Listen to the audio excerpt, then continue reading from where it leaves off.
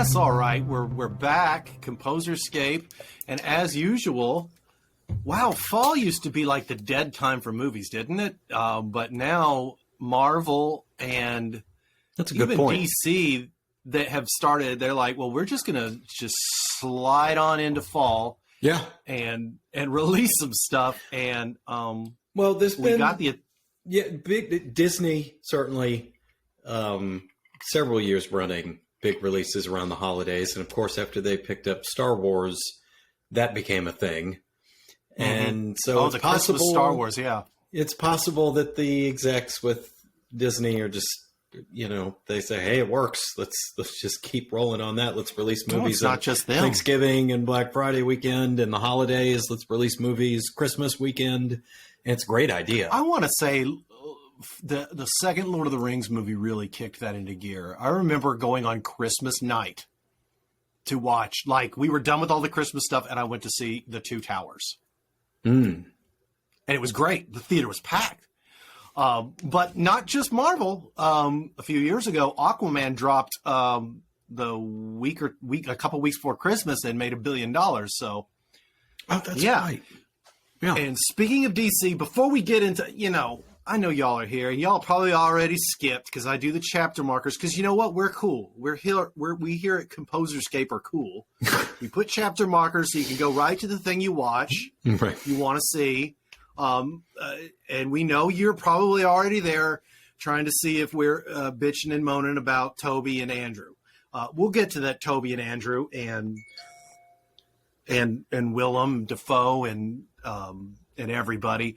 But first, I got my soup shirt on. We got to talk about what today is. Today is the day 4 years ago that a little bitty motion picture dropped by the name of Justice League. And it was, and I found it, it wasn't really called that, but we all know that. I found an old Facebook post of mine that did not age well. It was the one where I was ranting about Rotten Tomatoes critics, which I still stand by that part, but it was inspired by the negative reviews for the Joss Whedon debacle. And that was one of those movies I really should have waited a few weeks or actually a couple months to let it sink in. I should have gone back and watched Batman v Superman and then watched Justice League, and I would have been like, oh, no, wait, this is not good. This is not a good movie. Oh. It's not. Yeah. So, but that spawned 2 years after that, 2 years ago on today in 2019, this episode being recorded on November 17th.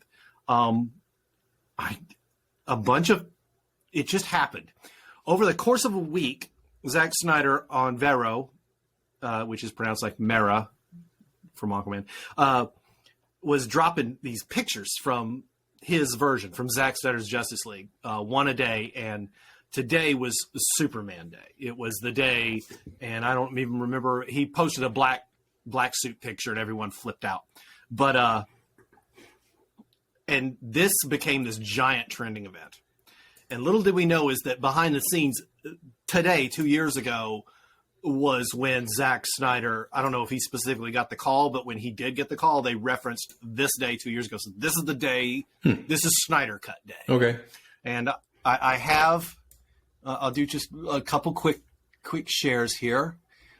This was very nerdy. This was my tweet, my first tweet that morning, because everyone had to go on and you were supposed to tweet, release the Snyder Cut a bunch of times.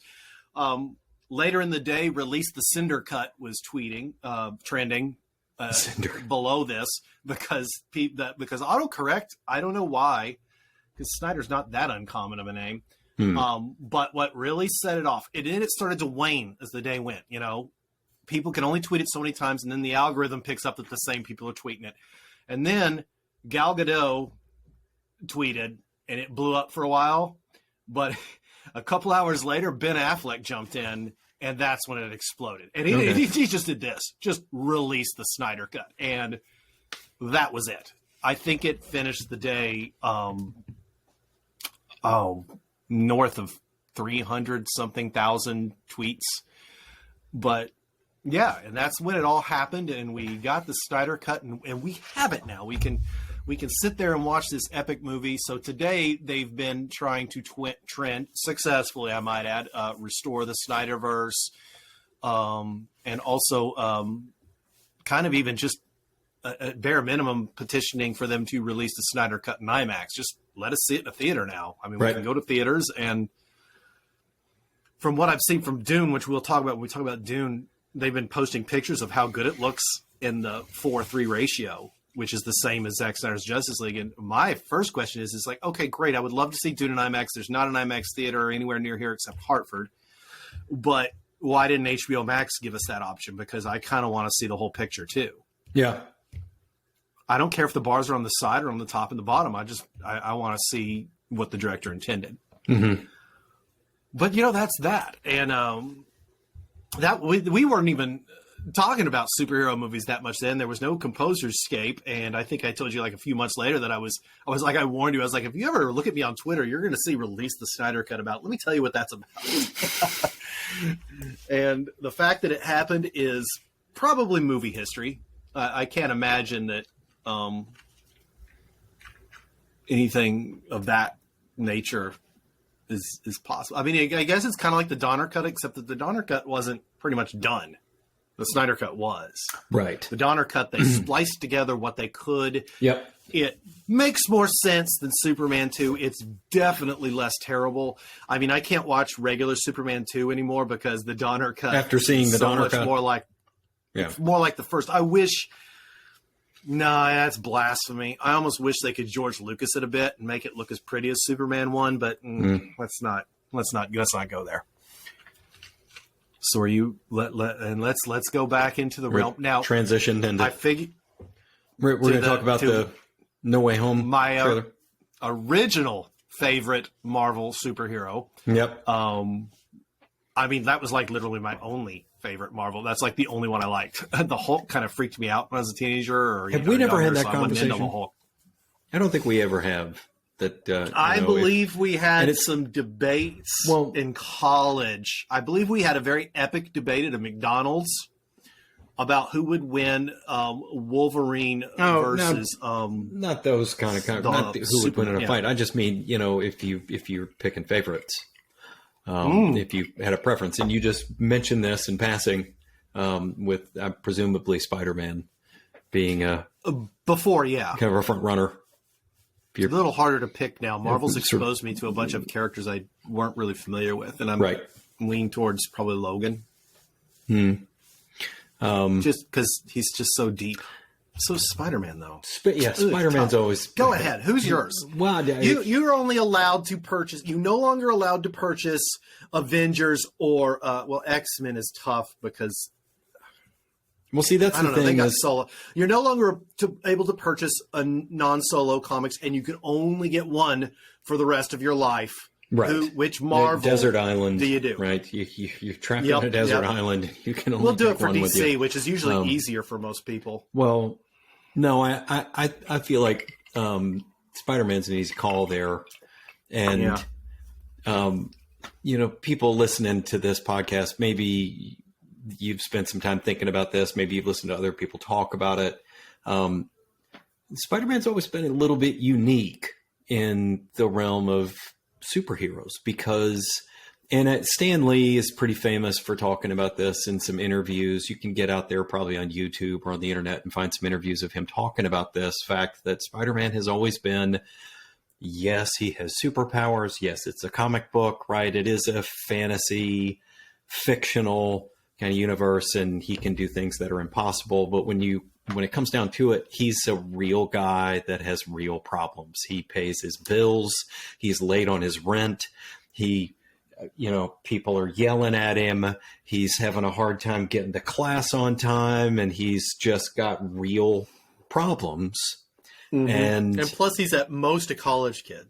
So he actually was the one character that really spoke like you're reading this comic book at the age when you read the most, although I've read more comic books at 48 than I ever did when I was a teenager. And it's like, oh, good, this could be me. Cool. Right. And he's not wealthy. He's not Tony Stark. He's not Bruce Wayne. He's not Superman. He's not invulnerable.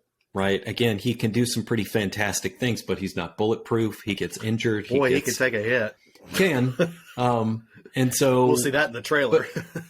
he's as much of an average Joe as you can kind of get and be a superhero, unless you're talking about somebody like, I don't know, Daredevil, someone who's on the superpower scale, maybe a little less superpowered, right?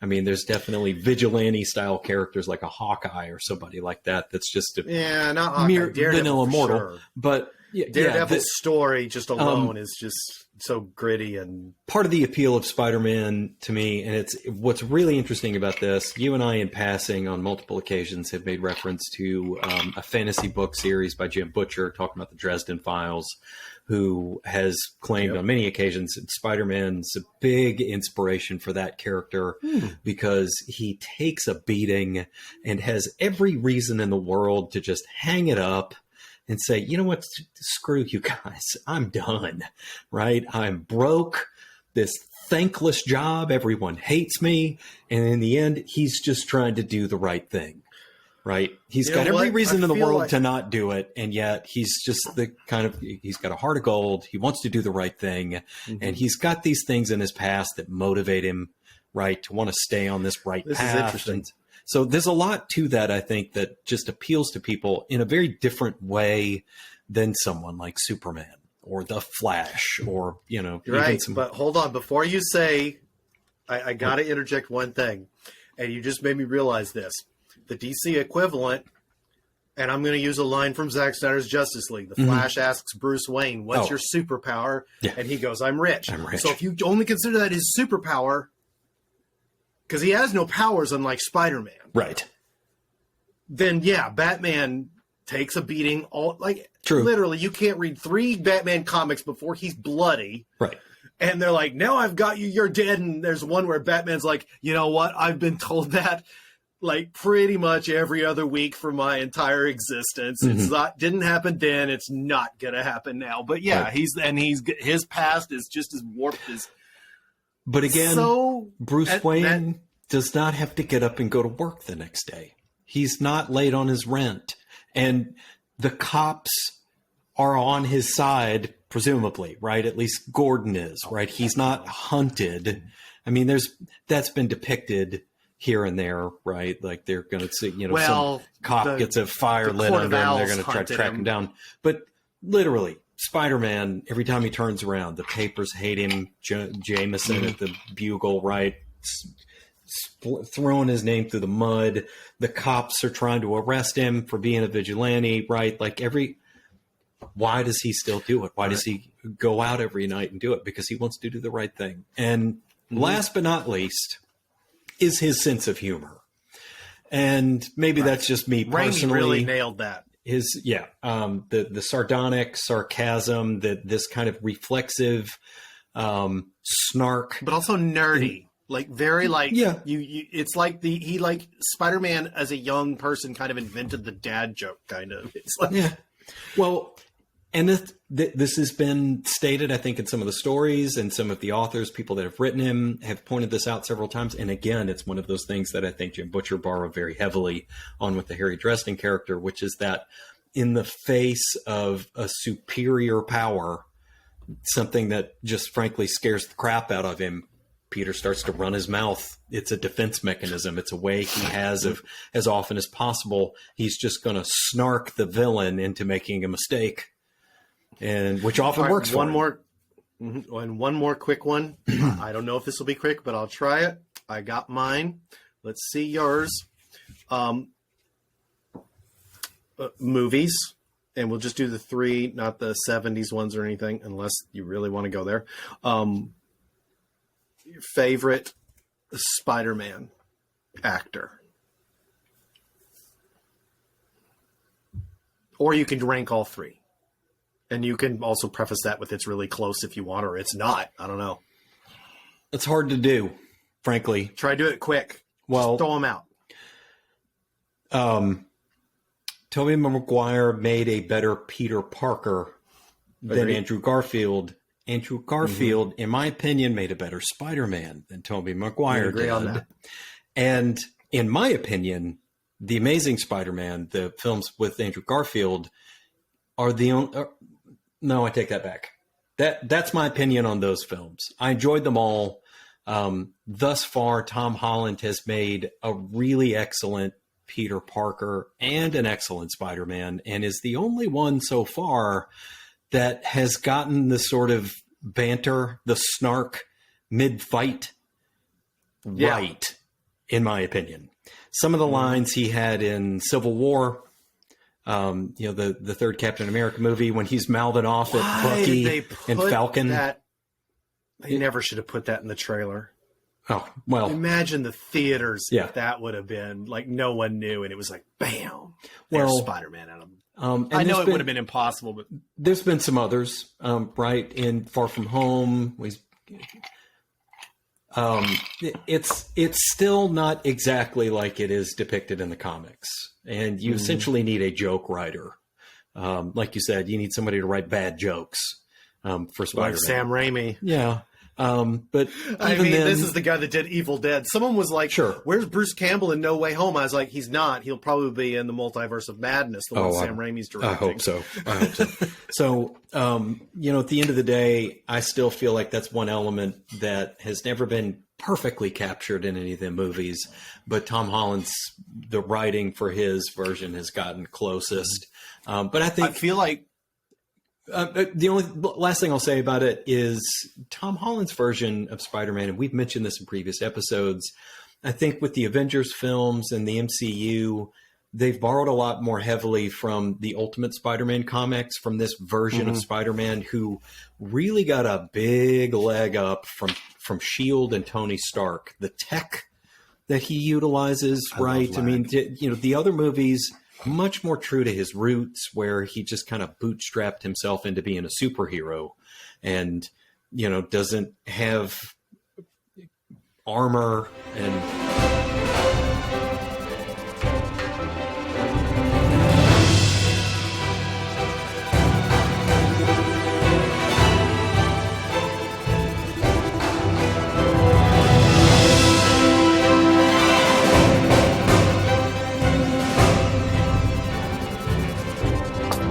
All right. So we have discussed Spider-Man. Let's not drag that out anymore. Because there's actually things to talk about in this trailer that when I first saw it, I was like, But there's some tricks to it. So are you ready for this? Yeah, I let it roll. It's fine. Yep. Trust me, it's more exciting than you think. Okay. You just don't realize it yet. Apparently. Hello, loud intro. Ever since I got bit by that spider, I've only had 1 week where my life has felt normal. That was when you found out.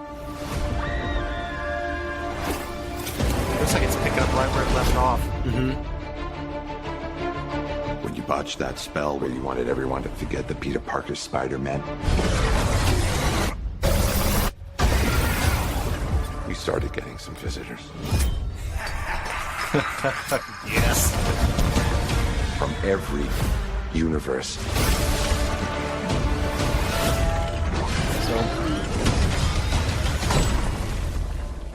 Hello, Peter.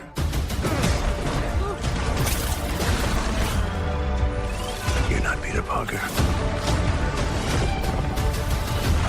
I'm sorry, what was your name again? Dr. Otto Octavius. I liked this. Yeah. Wait, no, seriously, what's your actual name? There are others out there. We need to send them back. So, Scooby-Doo this crap.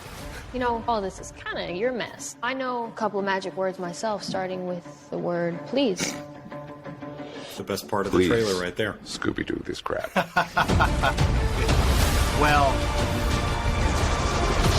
You're flying out into the darkness to fight ghosts. What do you mean? They all die fighting Spider-Man. It's their fate. I'm sorry, kid.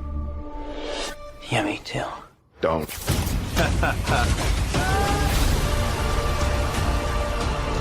Look, there has to be another way! There isn't. They're a danger to our universe. You're not gonna take this away from me. Right? No, not yet. Peter, you're struggling to have everything you want. Yes. While the world tries to make you choose. This is all my fault. This I can't save everyone. right here. Yeah. Sandman. Notice that two of the villains are not going towards him. Remember that. Pin it. This also. Look familiar? Yeah, sure. Okay. What's happening? They're starting to come through, and I can't stop them. December 17th, exclusively in movie theaters. Tickets on... Yeah, we know exclusively in movie theaters. So, I feel like, let me just say, before you say anything, that most of the reveals, I'll say that in air quotes, have already been spoiled along the way from the villains. posters and trailers and leaks and rumors and all of this stuff. None of it seems like much of a surprise. Right.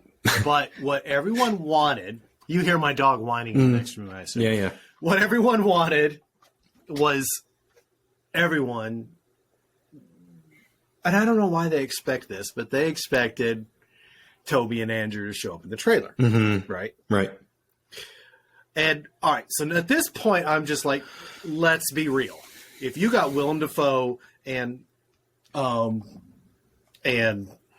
my God, I'm literally Electro. I'll just see their villain names: Electro and Sandman, and it looks like two different Green Goblins, or maybe just one, and he has the helmet off. Jamie Foxx. Jamie Foxx. Yeah, and Dr. Octopus, and it appears like Doc Ock is going to be on their side, because remember, he's the one villain in all of Spider-Man. I don't know, Sandman kind of did. That kind of had a redemption arc, even though Doc Ock died at the end. And I get the feeling he's going to be like, no, I'm cool with going back and being redeemed. But did you notice in the big fight, the first thing you saw was that fire come out, those rings of fire? That looks like his whatcha-doogie. The fusion reactor. Now for the stuff people spotted. Are you ready for this? Okay. That thing that I said put a pin in. There are three villains they're showing. They're showing Electro and Sandman and Lizard Man. Lizard. And the Lizard. Isn't the Lizard. Dr. And, Connors. Kirk Connors. Yeah, and the Sandman. Tom Holland is going up in the middle, right? And Lizard and Electro are coming in.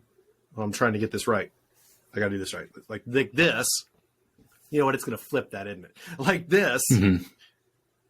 But Spider-Man's here. Where are they going? And then if you slow down the trailer, and we can't do it with this low quality one, you will notice that Lizard Man goes, "Ooh."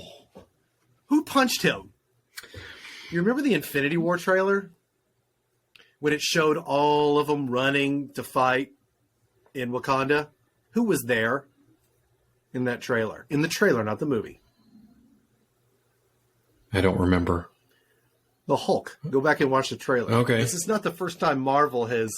done a switcheroo. Little bait and switch. Yeah. So the theory is, and also if you look at the CGI for that particular clip, people have noted that the CGI is pretty bad. Like if you look at it in high res. All right. Well, so the theory is that it's a bait and switch. It's a rope-a-dope. It's all three. It's a web-a-dope. And notice we've only been given 5 of the Sinister Six. What the hell would happen if Tom Hardy shows up in this damn thing? If frickin' Venom is there? Venom's not one of the Sinister Six. That's true. Mysterio is actually who you're failing to account for. It could also be Vulture. He's alive. Well, sure. And that's the ridiculous irony of the Sinister Six, is that there's been as many as like 8 or 9 of those guys at one point, with that's what they get for Doc naming Ock themselves and that. Electro and Mysterio, the Rhino. I don't think Lizard is actually. I don't know that he's really counted amongst the ranks of the Sinister Six. But you've got like that, and B they want to guy. use villains they've used before. I think. Who am I leaving out? The Goblin, obviously, Green Goblin. Yeah. Gosh, there's probably been maybe as many as 10 different villains have been Sinister Six. And then And then this may be really cool for the Amazing Spider-Man fans, the Andrew Garfield fans. I love this theory, and it's such a good theory that, one, I think it's obvious. And this will actually be something I'm disappointed. If Andrew Garfield's in the movie and this doesn't happen, I will admittedly be disappointed. So this is one of the, when they show clearly MJ is falling in exactly the same way Gwen Stacy did, and he's instantly doing it the wrong way to save her. This is Andrew Garfield's Peter Parker's chance at redemption. Right. He's going to swoop in and save her. Well, guaranteed.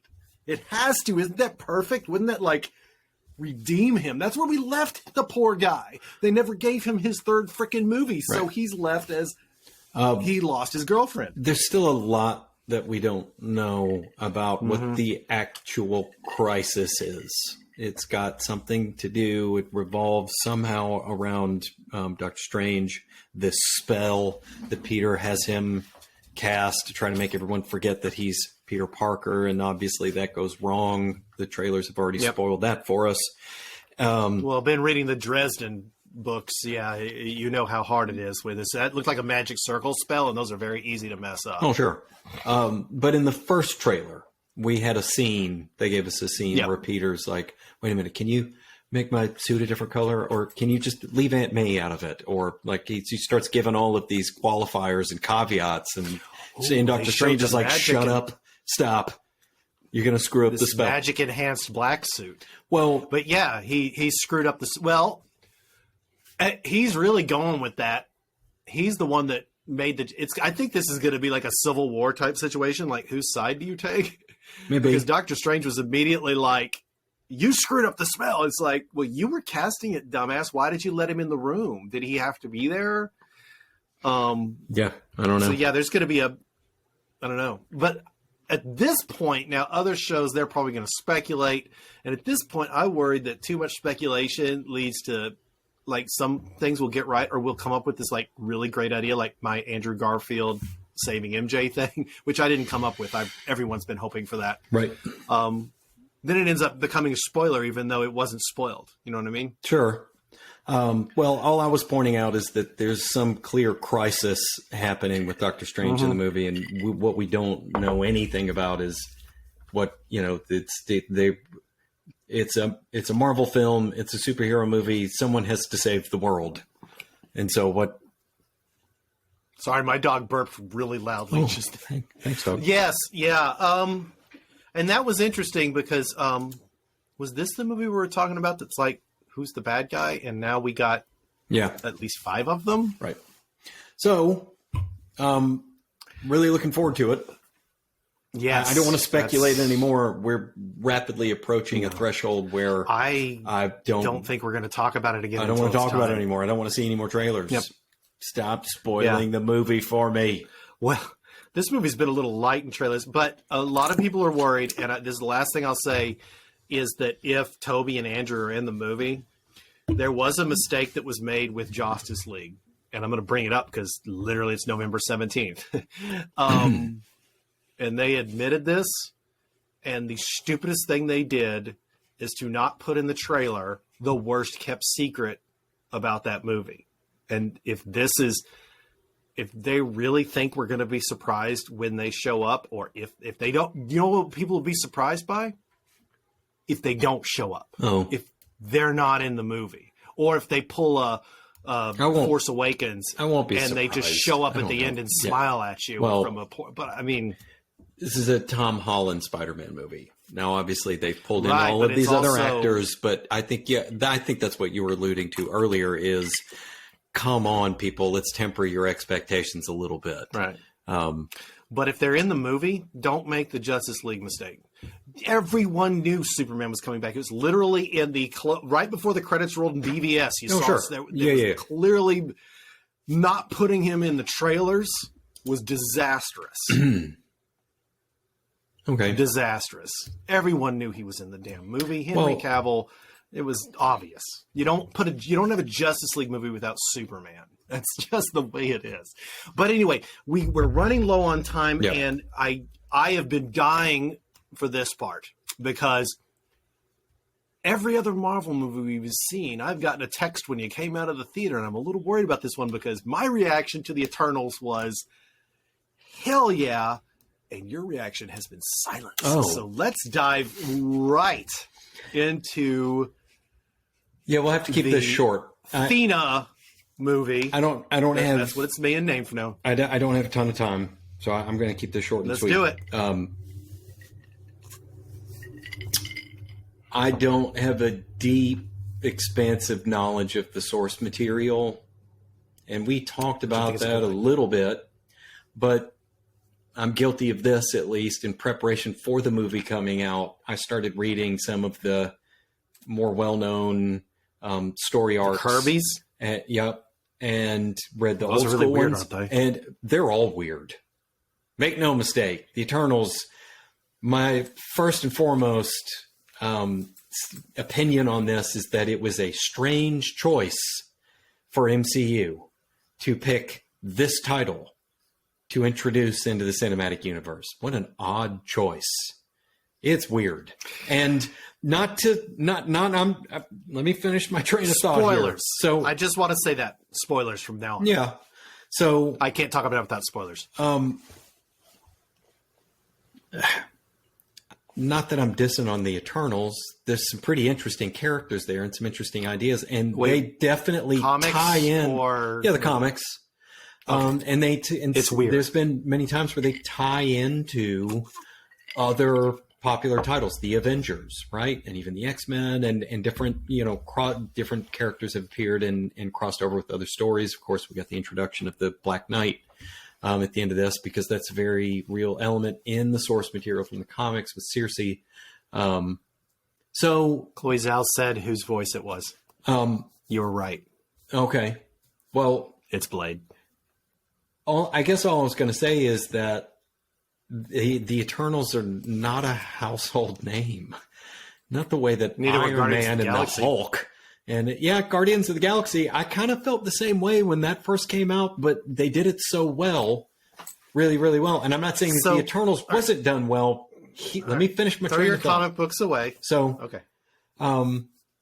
We have brought this up several times on this podcast that up until this point, the Marvel Cinematic Universe has done a really, really fine job of being simultaneously faithful to the source material while updating some things here and there and making kind of modernizing or kind of bringing some elements of the source material, present it in a slightly different way, present things in a way that ties it in nicely to everything else happening in the universe, right, in the scope of all of the other stories. And this was a huge departure from the source material. Significant departure from the source material. And I'm not necessarily passing judgment on it for that reason. I'm just pointing out that it was one of the elements of the film that I left the theater scratching my head a little bit, thinking, why? I didn't understand what their motivations were for changing a lot about the characters, their origins. Characters I think you just themselves. said their motivation. Those comic. I mean, I love Kirby. I mean, I love the Kirby characters. They're probably some of them are even more. I mean, didn't Kirby invent freaking Darkseid and Thanos? Well, I mean, and don't misunderstand me. I'm not saying that. No. But what I'm saying is those comics are weird. Could you imagine if they would have done their? This wasn't any MCU? less weird. Not in my opinion. But, okay. It was just different. It was still weird. All right, hold on. So now let me give you, and this was almost immediately when the descriptions of it and the stupid Rotten Tomatoes reviews started coming out. You know who started getting really interested in this movie? A bunch of Zack Snyder DCEU fans. Okay. They're like, because this movie is going to be like, one, it's a, what do they call it? Where they take your heroes and they kind of break them down. They're not perfect. Sully them. They expose their flaws and expose the fact that they're not perfect. And the Icarus storyline was amazing. It was good. It was. And it was well done. And also Makari and I keep calling him Druid. Druig. Especially Druig. I mean, this was Thor purposely made itself not mythic. They had a scene where he explains that it's not magic, it's science, and anything you don't understand. And then it's like, are you really a god or not? And it's been waffling in all the Thor movies. I think sure. Taika Waititi actually said, yes, we're gods. But are they? No. Definitely but not. Actually, don't tell a Thor writer that or he will flip out. No. There was a current Thor writer that's like, he is absolutely a god. But this movie introduced the gods, the Celestials. Yeah. And this was Guardians of the Galaxy gave us space. Doctor Strange finally gave us magic. And this movie gave us mythology. I mean, when at the very end, you think this is about to be he's about to tell what Cersei about his the fact that he has this history that his great grandfather was the Black Knight. Yeah, and he's got this cursed sword. He's about to tell her all this, and then she freaking disappears. That's right. And the friggin' Celestial appears in the sky, and that was badass. And it's like, oh wow, they can pull off Galactus. Yeah. And the movie was beautiful, and Athena, Angelina Jolie. Holy crap! That was also. I mean, it was just such. They just tear them all down. I mean, none of them have it good, right? And it was. It seemed like it belonged in the DC universe more. It wasn't your classic Marvel. I mean, it was funny, but at the same time, it was a bit of a tragedy. The plot twists were some of the best plot twists there have been in the MCU, and they were completely like the Icarus thing. Wow, I'm going to put that third behind. Well, I don't know if you can count the boys. You kind of knew he was a bad guy from the beginning, but what's it called? Invincible. I mean, Icarus became that guy, and then he flew off into the sun. But I have a feeling that didn't kill him. Will they redeem him? But so that's and I figured this is what it was going to be. Is they kind of gave us a view of what, and good for Marvel, because sometimes, like you heard Patty Jenkins I don't want to say walked away, but they're calling it indefinitely delayed, the Rogue Squadron movie, the Star Wars movie, because it's in essence conflict of vision conflict. In other words, they're telling her you have to do this and this and this in a Star Wars movie, and Patty Jenkins is like, no, bye-bye. She's going to go back and direct Wonder Woman 3, hopefully not with Jeff Johns writing. But yeah, so that's interesting. That's exactly what happened. So this is one, and actually everything we talked about tonight, I would love to hear. We got more people watching. Let's get some comments on this stuff. So what do you think of that, the mythic thing, if you got a minute? I don't. If you, and I hate to I don't know if you want to edit some of this. I hate to break up the continuity of the episode. I have to go. There's no continuity. And action. I enjoyed the movie. I did. I don't mean to give anyone the impression that I didn't enjoy it. It's in a very different way than my response to Black Widow was. That was fun, but definitely not going to be the first thing I reach for on a, rainy day. Definite rewatch. I mean, I will watch it again when it comes out, when it hits streaming. But it's just, it does not rise to the top of some of my other favorites among the MCU. That's all. And what about your real quick before you? I'm actually going to how does it affect your 2021 superhero list? Last we left off, I believe you were Shang-Chi, Zack Snyder's Justice League, and then the rest. Where does it fit in there? Did it pass Shang-Chi or is it behind Shang-Chi? Oh, it's definitely behind Shang-Chi. Yeah, I just rewatched Shang-Chi over the weekend since they released it on Disney Plus. Damn, I wish my wife didn't have so much schoolwork. Yeah, so good. She hadn't seen it yet. It was so much fun. Yeah, all right. I still Zach first, Shang-Chi, but Eternals has passed the Suicide Squad. Mm-hmm. Just because I feel like a bit more substance. The depth of that story Yes. has a lot So to see.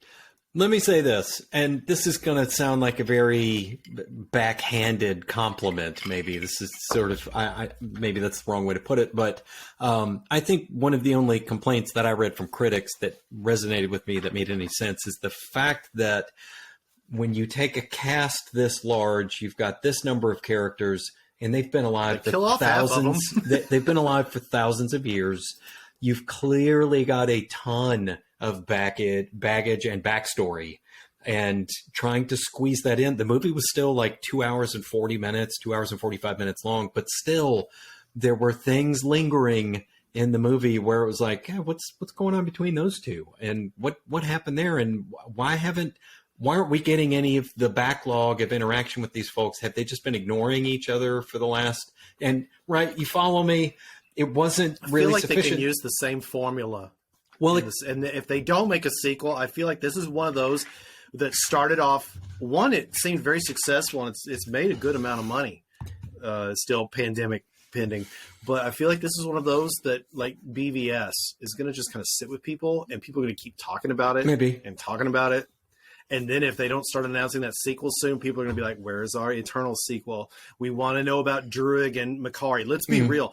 All right, this is the last thing, and I love this. Someone pointed this out when they first introduced Makari. It's in Egypt it's in Babylon. The sketchy trader starts talking about her, and she's like, "I may be deaf, but I can feel the vibrations of what you're saying."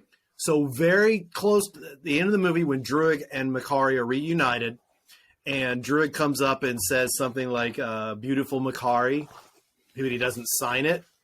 And she smiles. It's because she felt the vibration. So clearly, they are a thing. If that's what you're talking about. Well, just one example. And that the actor that played Makari said, yes, a lot of stuff was left on the cutting room floor, but that from what she's heard, that will be continued. Well, I mean, especially because right now the only Eternals we got left are Athena, Makari, and Druig, right? And now Thanos' brother. Right. That was funny.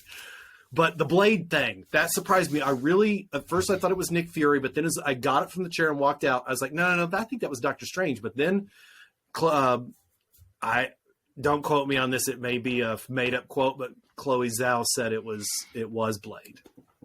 Not surprising. And maybe he'll teach him how to use the sword. Yeah. All right, so that was it. Let's let you go play with your sleepy. Here's my puppy, and I can tell you, I'm going to put a chapter when this dog was brought in, and I want to see how many views increase. Look at her. She's like, I am so tired. Why am I here? So this was ComposersCAPE episode Who Knows What, hosted by Jess Hendricks, Scott Hall, and Love Bug, the Bugbear. And we will be back actually probably sooner than later because we really want to break down Dune. So you could go back and finish that up. Holiday episode. We'll do something over Thanksgiving weekend. Ooh, definitely. Okay. All right. So like, subscribe, and tell all your friends. Bug says bye. Cheers. Yeah.